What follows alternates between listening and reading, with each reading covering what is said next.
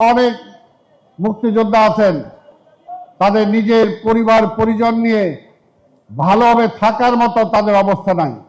অন্তত মুক্তিযোদ্ধা যে কয়দিন বেঁচে আছে সেই কয়দিন অন্তত সে পরিবার পরিজন নিয়ে যাতে শান্তিতে থাকতে পারে, সেই দায়িত্ব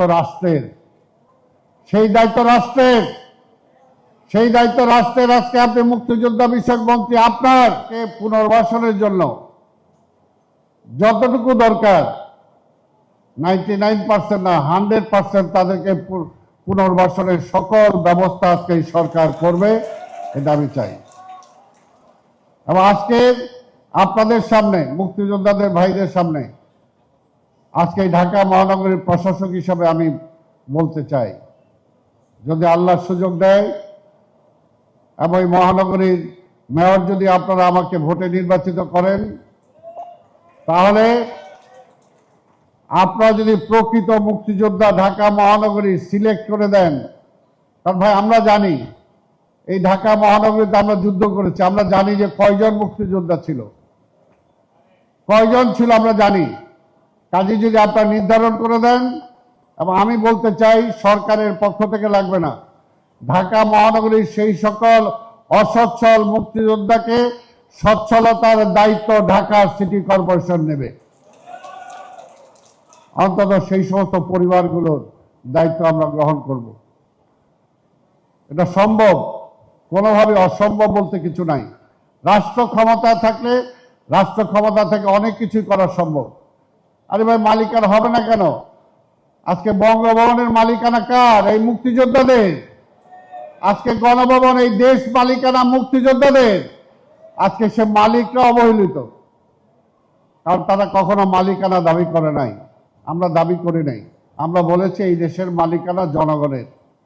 জনগণ ভালো থাকলে আমরা ভালো থাকব, কিন্তু দীর্ঘ বহু বছর জনগণ ভালো ছিল না। কারণ এটা কয়দিন আর কয়টা পয়সা লাগে এই কয়টা মুক্তিযোদ্ধাদেরকে একটা সম্মান দিতে? আমি আজকে যে আয়োজন করেছি, কয়টা পয়সা সিটি কর্পোরেশন ব্যয় হয়েছে? তেমন কিছুই না। এদের প্রতি সম্মান দেওয়ার জন্য, যারা এই দেশটাকে এনে দিয়েছে তাদেরকে সম্মান দিব না, তাহলে দেশ তো কখনো এগিয়ে যাবে না। মুক্তিযোদ্ধাদের সম্মান না দিলে এই দেশ এগোবে না, এগুতে পারে না। মুক্তিযুদ্ধের বুকে যে হাহাকার থাকে, সেই হাহাকার নিয়ে দেশ কখনো আগাতে পারে না। মুক্তিযুদ্ধের মনের সেই স্যাটিসফ্যাকশন দিতে হবে যারা এই দেশ এনে দিয়েছে। পৃথিবীর প্রতিটা দেশেই দেখেন মুক্তিযোদ্ধাদের, সেই দেশে যারা মুক্তিযোদ্ধা না, যারা অন্তত যুদ্ধ করেছে, তাদেরকে দেখেন কত সম্মান। যে কোনো পরিবহনে তাদের সুযোগ সুবিধা থাকে, যে কোনো চিকিৎসায় তাদের সুযোগ সুবিধা থাকে, তাদের গৃহায়নে তাদের বাসস্থানের ব্যবস্থা করে দেওয়া হয়। আজকে কেন হবে না? মাননীয় মুক্তিযোদ্ধা মন্ত্রীকে বলবো, আজকে মুক্তিযোদ্ধা যারা আছেন সকলকে পরিবহনের সুযোগ সুবিধা তাদেরকে দিতে হবে। অসুস্থ হলে চিকিৎসার সুযোগ সুবিধা দিতে হবে, একদম ফ্রি চিকিৎসা দিতে হবে, কোনো পয়সা টয়সা নাই। এই বয়সের কিসের পয়সা? কোত্থেকে পয়সা আনবে? সেটা করতে হবে। মুক্তিযোদ্ধাদের পুনর্বাসনের জন্য যেখানে যাদের বাড়ি নাই, যার ঘর নাই, ঘরের ব্যবস্থা করতে হবে। আর আপনারা দিয়েছেন প্রকৃত মুক্তিযোদ্ধা যারা, পঙ্গু মুক্তিযোদ্ধা যারা, তাদের ভাতা আরো বাড়িয়ে দিতে হবে। আমরা জানি যে বেশ অনেক মুক্তিযোদ্ধা আছেন, তাদের নিজের পরিবার পরিজন নিয়ে ভালোভাবে থাকার মতো তাদের অবস্থা নাই।